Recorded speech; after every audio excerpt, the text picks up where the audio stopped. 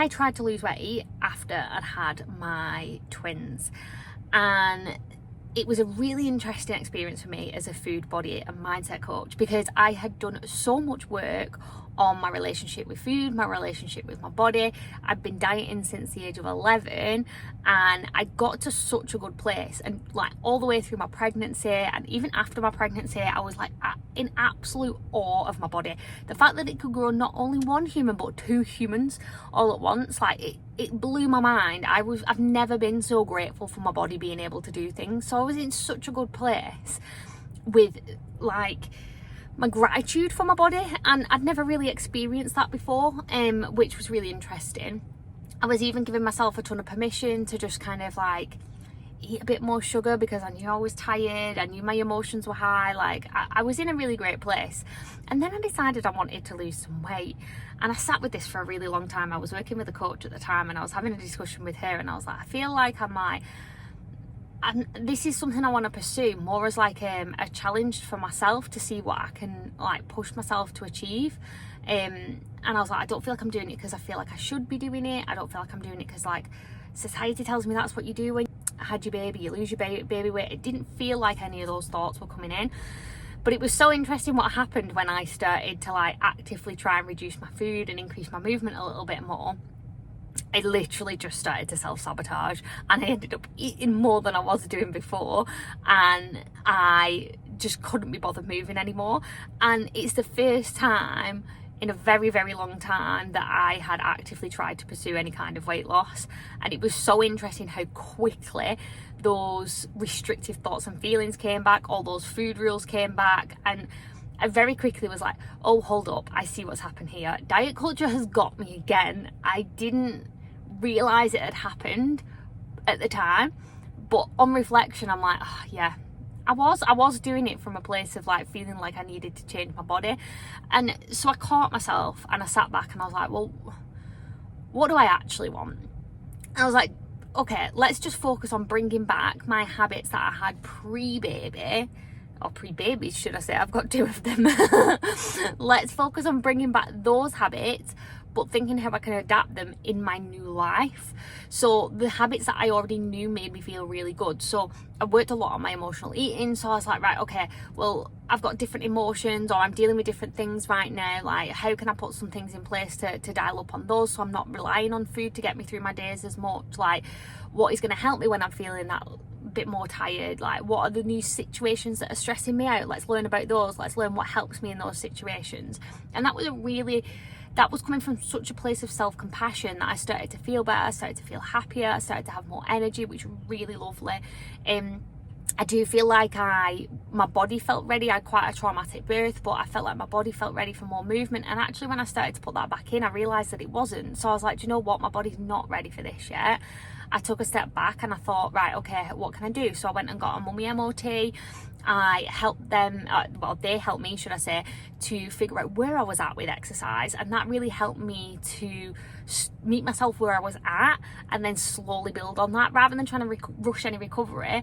Despite feeling like I wasn't at the time, in hindsight I must have been, because my body clearly wasn't ready for it, because when I started doing it, it was like, nope.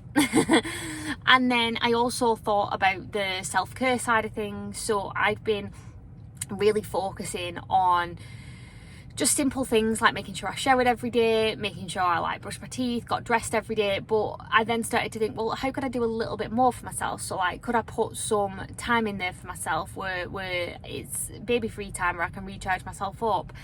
Could I maybe spend a bit more time getting ready so I feel a little bit brighter, a little bit more like myself? And then the big one for me was I started to invest in a postpartum, there we go, I couldn't think of the word then, a postpartum wardrobe, because I found that, I very quickly caught myself in this trap of like just the leggings, the hoodie, because you're in that weird patch, aren't you, Will? You can't get back into the stuff that you had pre-babies, or pre-pregnancy should I say, and your maternity stuff is a bit big, so you're kind of in this weird limbo where you've not really got anything to wear, which makes you feel like crap.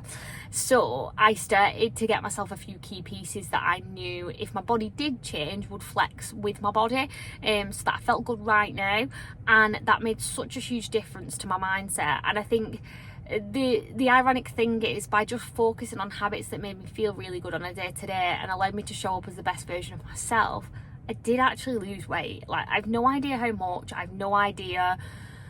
I've not like got a goal that I'm aiming towards. Like, I'm not even thinking about it since that moment. I've completely shifted my mindset. It was a quick little catch on a wobble that I had there, I think.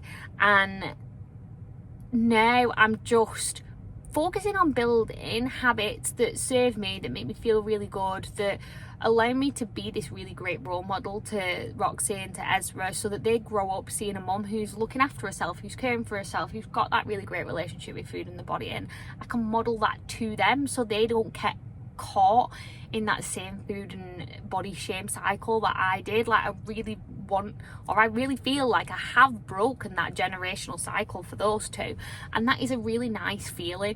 And I think by going through that process, and I was in a really privileged place because I coached a lot of mums. I knew what struggles were coming my way. I was able to prep for those. And this was one that maybe I hadn't anticipated creeping right back in there, that diet culture. But it was nice to be able to catch that so quickly and reframe how I was doing things. So I think because of this whole journey and seeing how it can be so easy to get caught back into that diet culture cycle, even if you've done all the deep work. And if you haven't done the deep work, I imagine how much quicker it would be and how much more difficult it would be to challenge some of those thoughts and feelings that come along with the way our bodies have changed and our ability to look after ourselves, when you've now got this tiny little human, or two tiny little humans, that you've got to look after. And it really made me want to create a membership for women who are really looking to put themselves first from the word go when they have kids, and really adapt to this new way of living by just starting small and building on that over maternity. And breaking, because that foundational work really does start, and it's a really triggering time for us if you have struggled with being in diet culture. So my goal with this is to support women all the way through maternity, and in a way that's affordable, because let's face it, maternity pay is crap. So if that sounds like something you're interested in, or you know someone, maybe send this video along to them. But I'm going to be putting together a little priority list. I'm just putting the finishing touches to it, and I'll be launching it really soon. So if you are like, oh, this sounds amazing, it sounds exactly what I need, then head to the description and get your name on the priority list, and you will be the first people to hear about it when I launch it. But it's such an interesting one. I would love to hear your experiences.